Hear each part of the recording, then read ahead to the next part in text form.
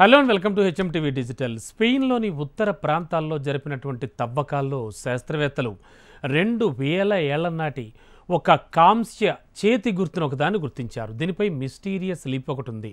మరి అసలు ఆ లిపి ఏమిటి అనేది శాస్త్రవేత్తలకు అంతు చిక్కని ప్రశ్నలా మారింది. ఇంకా వాళ్ళు పరిశోధిస్తూనే ఉన్నారు. ఆ కాంస్య చెయ్యిపై కొన్ని చిహ్నాలతో ఈ లిపి ఉన్నట్లుగా తెలిపారు. అది ఇనుప యుగం అప్పటి నుంచి కూడా చారిత్రక స్థానికత గురించి అనుమానాలు తలెత్తాయి. అయితే వాళ్ళు అప్పట్లో ఉపయోగించినటువంటి వాడుక భాష కానీ మిగతా వాటి గురించి అనుమానాలు లేవనెత్తాయి. ఆ లిపి అర్థమైతే వాస్కోన్ తెగ రహస్యాలను కొంతవరకు కూడా తెలుసుకోగలుగుతామని వాళ్ళు అంటున్నారు.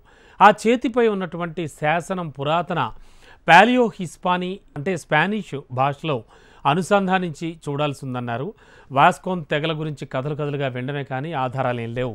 చాలా ఇంట్రెస్టింగ్ ఇదే విషయానికి సంబంధించి పరిశోధనలు కూడా చేస్తున్నారు. ఇప్పుడు ఈ కాంస్య చెయ్యి వారు ఉండేవారు అనేందుకు ఆధారంగా ఉంటుందంటున్నారు. ఈ కాంస్య చెయ్యి వారి అధునాతన సాంస్కృతిక పద్ధతులకు నిరసనగా నిలుస్తుందని చెప్తున్నారు. ఇది ఒక రకంగా వాస్కోన్ భాష సంస్కృతుల గురించి తెలుసుకునేందుకు పురిగొల్పుతుందని కూడా వాళ్ళు భావిస్తున్నారు. అంతేకాదు ఈ పరిశోధన స్పెయిన్ గొప్ప చరిత్ర గత వైభవం గురించి లోతుగా తెలుసుకునేందుకు మార్గం సుగమం చేస్తుందంటున్నారు శాస్త్రవేత్తలు. స్పెయిన్ దేశీయ భవనం వద్ద ఈ కాంస్య చేయిని గుర్తించినట్లుగా తెలిపారు.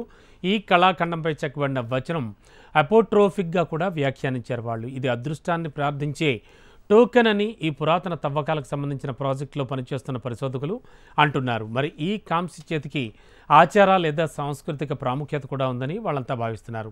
పురాతన కాలంలో ఐబీరియన్లు తమ ఖైదీల కుడి చేతులను ఛేదించేవారని తెలిసింది. అయితే కాంస్య చేయి కూడా కుడి చేతిగా ఉన్నప్పటికీ ఈ కళాఖండంపై ఉన్న చిహ్నాలు ఏదో ప్రాముఖ్యాన్ని తెలియజేస్తున్నాయని వాళ్ళంతా భావిస్తున్నారు. మరి మొత్తానికి కాంస్య చేతికి సంబంధించి అలాగే ముఖ్యంగా దానిపై రాసి ఉన్న లిపి దానికి సంబంధించి కానీ బాగా పరిశోధనలు చేస్తున్నారు పురాతత్వ శాస్త్రజ్ఞులు.